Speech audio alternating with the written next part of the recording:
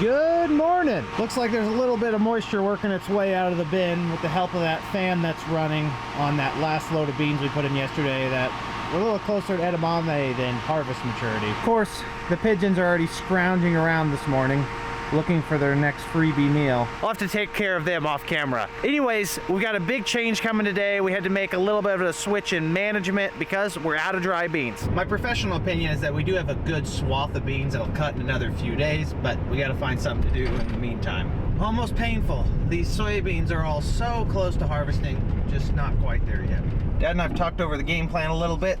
We're gonna need this 12-row folding corn head this morning. Well, not even close on that. Take two.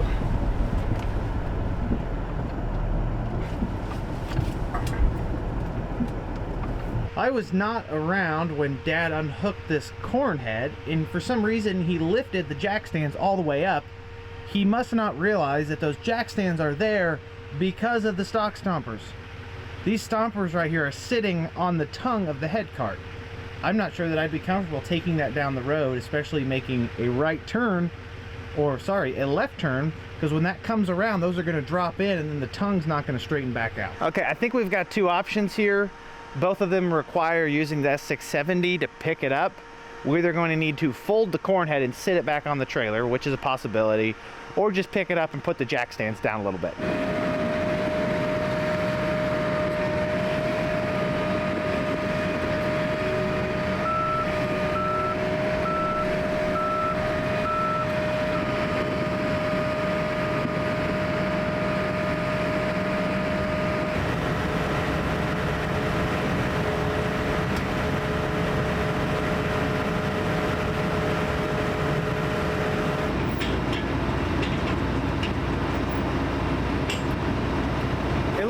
Like with this trailer, our only option may be to fold it up and set it back down. So we're gonna see if this combine can even fold it. Okay, there's gotta be a button that folds us. Feeder house speed. Looks like we may not be capable of doing so. On the other combine, everything's done through the screen on the grain tank page. This is a few years older of a combine, to say the least, and I'm not finding a page to fold the corn head. And the hydrostat's not one to fold it anywhere, regardless of what I hit, so. Boss man showed up. We argued for about 5 minutes about it, and then decided just to raise those outside stock stompers, set it down, and do our best to get it up there.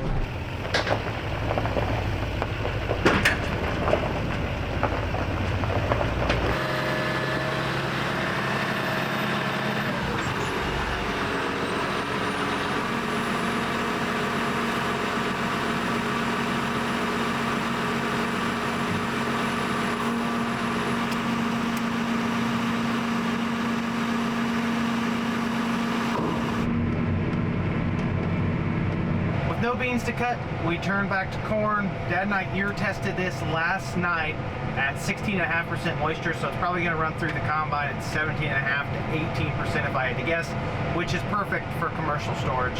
You could argue that dryer would be a little bit better because you're not going to get as much shrink or drying charges at the elevator, but we got to do something because harvest has started. To explain the logistical reason why we moved the corn head on the trailer and not on the combine, the corn head was down here at the main farm.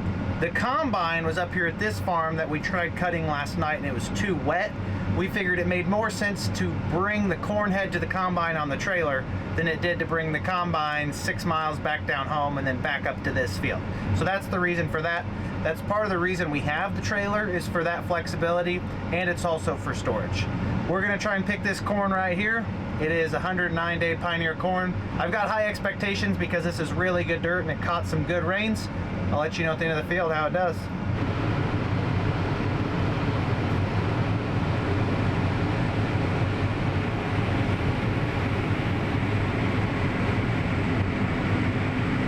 This is going to be one of the harder adjustments with the 12-row corn head for us, is how you open up a field.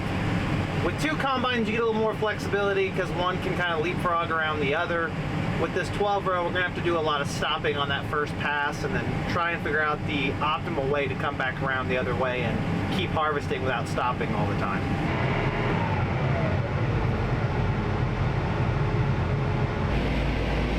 We're rolling on some corn.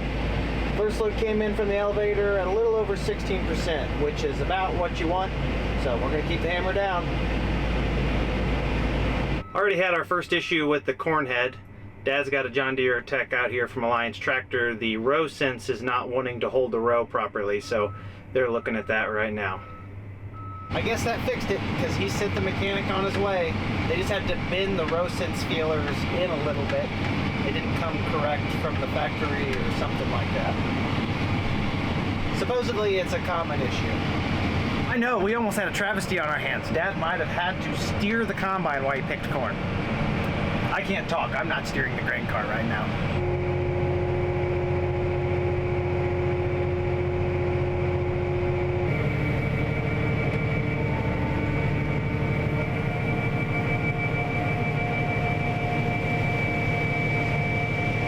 There was definitely some good plant health at the finish line for this field. Still some green leaves, even at 16 or 17% harvest moisture.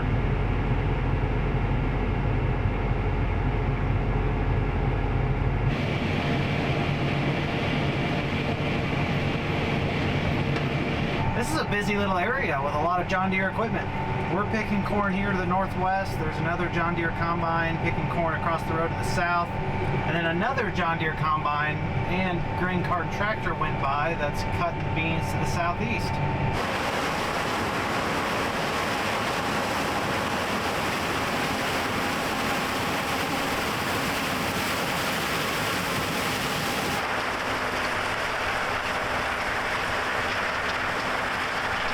Dad's finishing up one last round and then we're pretty much done with this field. Yields were surprisingly impressive.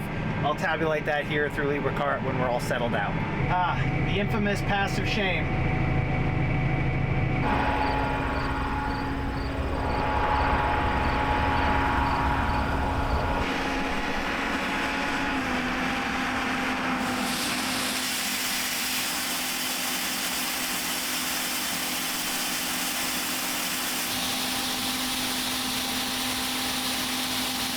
What was your average moisture on that field?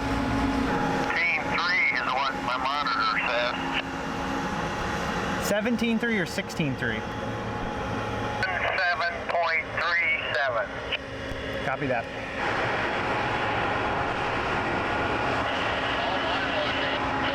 As you all just heard, the combine showed the field average moisture at 17.3.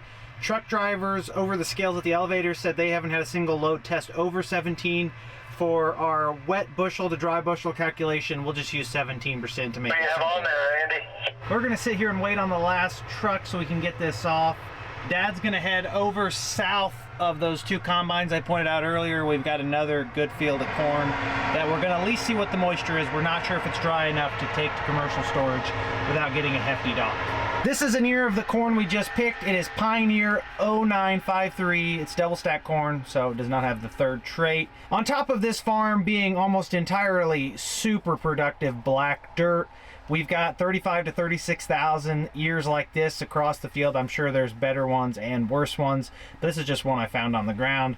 That's a high yielder right there, folks. On top of a very respectable kernel count, you have incredible depth, meaning your test weight is solid. This corn right here is stellar. We just gotta wait and see what the final tabulation is. Should all fit on this truck, I think. Yeah, not bad of work for a rookie. Okay, there's our average, 253 wet bushels an acre. We'll use 17% moisture. Commercial shrink is 1.4% per point of moisture, so 2.8% of shrink. So we take 253 times 0.972 and get just under 246 bushels an acre. That's pretty good for our first field. Is there anyone watching this video who's just like me, feels like they're too busy during the fall and spring between farming, family, and other things going on to sit down and have the time to cook nutritious meals and eat well? Well, fortunately for you, today's video partner, Factor, has the solution. Factor ships fresh, never frozen, ready to eat healthy meals to your home, and you don't have to lift a finger. Factor gives quick, simple, and easy a whole new meaning. You pull your meal out of the fridge, you poke it a couple times and throw it in the microwave. And the hardest part of this process, other than picking through all of their delectable meal options online, is waiting for the microwave to cook your food. It looks and smells so good, even the cat wants some. Right, kitty? Well, that wraps up in the microwave. We'll talk about a few benefits of Factor. Less trips to the grocery store, less fuel, less hard choices to make, less time spent preparing nutritious meals like this. It is so simple. It's cost effective. That adds up pretty quickly, and something like Factor may work to feed your farm crew. Smells delicious. Hats off at the dinner table. Time to dig into this delectable meal with 32 grams of protein in it. Not bad. Oh, wow. That's got a ton of flavor. I couldn't even have made this myself if I did have time and ingredients. Indian butter chicken, ladies and gentlemen. Definitely opt for this one when you're selecting your meals. This one's too good to pass up on. The best part is, if you are interested in trying this, if you head over to factor75.com, use code TrippyFarmer50, you get 50% off on your first box. So it's pretty much a no-brainer. If you're thinking about trying it, go get 50% off with my code. Try a box. If you don't like it, then don't get another one. It's a win-win. There's no reason to gain weight this fall because you're sitting in the tractor eating junk food. Have something nutritious waiting for you at home, or have someone able to bring it to you once it's quickly prepared like Factor, and you're good to go. Before I take off, I want to remind you one last time to use code TrippyFarmer50 at factor75.com to get 50% off on your first box. It is a great introductory offer. Try it out. Let me know what you think. Appreciate Factor for sponsoring today's video. Now back to the regularly scheduled programming. Looks like we're joining the John Deere party in the neighborhood. This is another Pioneer hybrid we're in right now. It is 1222, so it is 112-day corn versus the 109-day corn. Typically you'd expect this to be wetter corn just because it's longer season, which is probably the case if I had to guess. Again, another hybrid with some really good late season plant health. Look at the green there. Instant moisture running 17, 18%, average 18.2, so it is definitely a little bit wetter in the combine's eyes. Not too much though.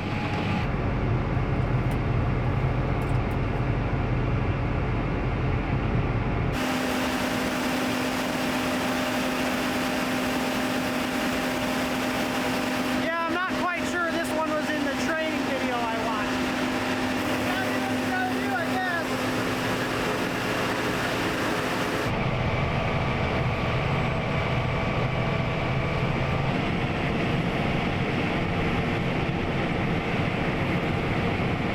Technically, we do own half of the road. We don't have any kind of authority over it, but that's what we pay taxes on. It's getting close to quitting time.